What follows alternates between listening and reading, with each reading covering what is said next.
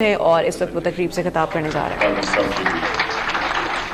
لیکن جب diplomatic community میں پتہ چلا کہ شیرین فارن پالیسی کے اوپر بات کرنے لگیا تو وہاں بہت خوف پھیل گیا تھا. لیکن شیرین نے زبردست پریزنٹیشن دی. میں ارباب شہزاد صاحب آپ کو، تیمور آپ کو جو ہمارے تحریک انصاف کا الیکشن سیل ہے، میں آج آپ کو خاص مبارک دیتا ہوں. آپ نے یہ جو پریزنٹیشن تیار کی، پہلی دفعہ، اب میں 22 سال ہو گئے ہیں پالیٹکس میں، یہ پہلی دفعہ میں دیکھ رہا ہوں کہ ہم الیکشن میں اتنی تیاری سے جا رہے ہیں. پہلے تو ہماری تیاری کسی الیکشن میں ایکچولی تھی ہی نہیں.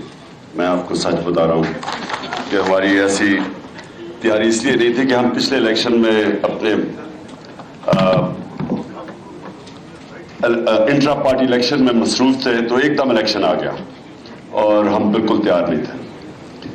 لیکن یہ جو اب تحریک انصاف اس الیکشن میں جا رہی ہے، مجھے بڑی خوشی ہے کہ ایک تو ہم یہ جو 100 ڈے پلان ہے یہ، اور اس کے علاوہ پورا منشور، لیکن اس سے بھی زیادہ جو پرویز خٹک نے آپ سے بات کی کہ ایک ہمارے پاس ایک پروونس کو گورن کرنے کا 5 سال کا تجربہ ہے، اور یہ بڑا ویلیوبل ایکسپیرینس ہوا ہے. اور یہ اللہ کا شکر ہے. کئی دفعہ انسان ایک پلان بناتا ہے، اللہ اپنا پلان بناتا ہے اور کامیاب اسی کا ہوتا ہے. تو شاید ہمیں اگر یہ حکومت فیڈرل گورنمنٹ مل جاتی 2013 میں تو ہماری ایسی پریپریشن نہ ہوتی جو کہ 5 سال میں ہم نے سیکھا ہے پختونخوا کے اندر. تو یہ بڑا، جو پرویز خٹک نے بات کی، بڑا ویلیوبل ایکسپیرینس تھا. میں اب آپ کو پہلے یہ بتا دوں کہ یہ آپ کا یہ سنو یہ 100 ڈے پلان کی کیوں ضرورت ہے؟ اس کا مطلب کیا ہے کہ 100 ڈے پلان کیوں آپ دیتے ہیں؟ منشور تو 100 ڈیز میں نہیں ہو سکتا. 100 ڈے پلان کا اصل میں مقصد یہ ہوتا ہے کہ جب پارٹی اپنی سب سے زیادہ پیک پہ ہوتی ہے، اپنی اسٹرینتھ پہ، کیونکہ جب آپ پاور میں آتے ہیں تو وہ آپ کی سب سے زیادہ اسٹرینتھ ہے، تو اس ٹائم پہ آپ سب سے مشکل فیصلے کریں جو ریفلیکٹ کریں کہ آپ کا قبلہ کیا ہے، آپ کس طرف جا رہے ہیں. یہ بیسکلی ڈائریکشن بتا رہی ہے کہ پارٹی کس طرف جا رہی ہے. اس کا یہ جو 100 ڈیز ہے یہ ریفلیکٹ کرے گا پارٹی کی آئیڈیالوجی، کہ پارٹی سٹینڈ کس چیز پہ کرتی ہے. تو پہلے میں پھر یہ 100 ڈیز پلان سے پہلے جو پارٹی کی آئیڈیالوجی کیا ہے. آئیڈیالوجی وہی ہے جو پاکستان بنانے والوں کی آئیڈیالوجی تھی. آئیڈیالوجی یہ تھی کہ پاکستان نے ایک دنیا میں مثال بننا تھا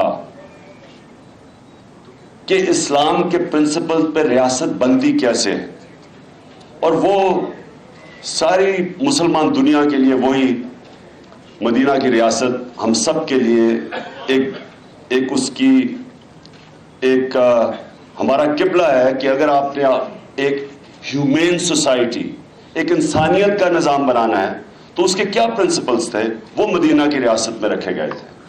اور وہ جو آپ اپنے فاؤنڈنگ فادرز جنہوں نے پاکستان بنایا، جو آبجیکٹو ریزولوشن بنی، وہ ساری ریفلیکٹ کرتی ہے مدینہ کی ریاست کے پرنسپلز. اور وہ پرنسپلز یہ تھے کہ ایک انسانی معاشرہ بننا تھا. دیکھیں، انسانی معاشرے اور جانوروں کے معاشرے میں فرق کیا ہے؟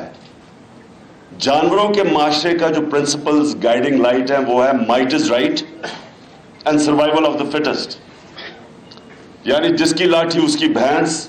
اور وہاں رحم نہیں ہوتا، جانوروں کے معاشرے میں رحم نہیں ہوتا. انسانی معاشرہ وہ ہوتا ہے جس میں 2 چیزیں ہوتی ہیں جو اس کو ڈفرینشیٹ کرتی ہے جانوروں کے معاشرے سے. انسانی معاشرے میں انصاف ہوتا ہے، قانون کے سامنے کمزور اور طاقتور ایک برابر ہوتا ہے، اور انسان کے معاشرے میں رحم ہوتا ہے، کمپیشن ہوتی ہے، جس کی وجہ جو سامنے رکھ کے دنیا کی پہلی ویلفیئر سٹیٹ بنائی گئی مدینہ میں. ویلفیئر سٹیٹ کا مطلب یہ کہ جو یہ نہیں دیکھتی کہ طاقتور کے لیے کیا کرنا چاہیے اس کو اور طاقتور بنانے کے لیے، یا اور اس کو امیر کرنے کے لیے، وہ نچلے طبقے کو دیکھتی ہے کہ نچلے طبقے کو، جو کمزور طبقہ ہے، اس کو آپ نے کیسے اوپر اٹھانا ہے. اور ایک سیولائز سوسائٹی کو پہچانا کیسے جاتا ہے؟ وہ یہ نہیں کہ ڈیفنس ہاؤسنگ سوسائٹی میں کتنے بڑے بڑے گھروں میں آپ رہتے ہیں یا بیریا میں آپ زبردست قسم کے گھر بن رہے ہیں، وہ یہ دیکھتے ہیں کہ کچی بستیوں میں غریب کیسے رہتے ہیں، آپ کے کراچی کی مچھر کالونی میں آپ لوگ کیسے بس رہے ہیں، وہ جو یہ گندے نالے کے اوپر بچے یہ جھگیاں لوگوں کی ہے ادھر کیسے بچے رہ رہے ہیں۔ حضرت عمر ان کا کال تھا کہ اگر کتا بھی میری ریاست میں بھوکا مرا تو میں ذمہ دار ہوں۔ یہ بڑے ہائی پرنسپلز تھے جس کے پر وہ ریاست بنی۔ ہم اس کو دینی طرح دیکھتے ہیں، ہم یہ اینالائز ہی نہیں کرتے کہ ہسٹوریکل فیکٹ تھا مدینہ کی ریاست۔ ہسٹوریکل فیکٹ تھا کہ نبی صلی اللہ علیہ وسلم کے پردہ کرنے کے بعد چند سالوں کے اندر 2 سپر پاورز ان کے سامنے گھٹنے ٹیک گئی، اور یہ فیکٹ ہے کہ 700 سال تک سارے عظیم سکولرز، سائنٹسٹ، کلچر لیڈرز تھے، وہ دنیا کو انہوں نے امامت کی۔ تو وہ کیا بیسس تھے جو اس ریاست کے جو پرنسپلز تھے جس کے پر وہ اٹھے؟ تو یہ وہ خواب تھا پاکستان کا۔ میں یہ بار بار لوگوں کو اس لیے کہتا ہوں کہ ہم بھول جاتے ہیں کہ یہ بنا کیوں تھا۔ اگر یہ ملک بننا تھا جو آج ہے، جو میں یہ کہتا ہوں کہ یہاں عقل مند جانوروں کا یہ نظام بن گیا ہے، چھوٹے سے طبقے کے لیے سارا پاکستان، تعلیم بھی ان کے لیے، اچھی نوکریاں بھی ان کے بچوں کے لیے، ہسپتال بھی پرائیویٹ نہیں تو وہ باہر جا سکتے ہیں علاج کروانے کے لیے، اور قانون سے بھی وہ اوپر ہیں، قتل کر کے بھی آپ بچ جاتے ہیں۔ آپ اربوں روپیہ چوری کریں اور آپ سڑکوں پہ پھریں، مجھے کیوں نکالا، کوئی پوچھنے والا نہیں آپ کو۔ تو ایک چھوٹے سے طبقے کے لیے جو مجھے کیوں نکالا ہے، یہ ایکچولی آپ کو، ہمارا معاشرے کو ریفلیکٹ کر رہا ہے کہ ہم کتنے نیچے گر چکے ہیں۔ یہ مجھے کیوں نکالا کا مطلب یہ ہے کہ میں اتنا طاقتور ہوں، تمہاری کیسے جرت پڑ گئی مجھے نکالنے کی؟ یہ تو صرف کمزوروں کو آپ نکالتے ہیں، طاقتور کے لیے تو یہ قانون ہی نہیں۔ تو یہ سارا ریفلیکٹ کرتا ہے کہ ہمارا معاشرہ کتنا نیچے اس آئیڈیل سے چلا گیا۔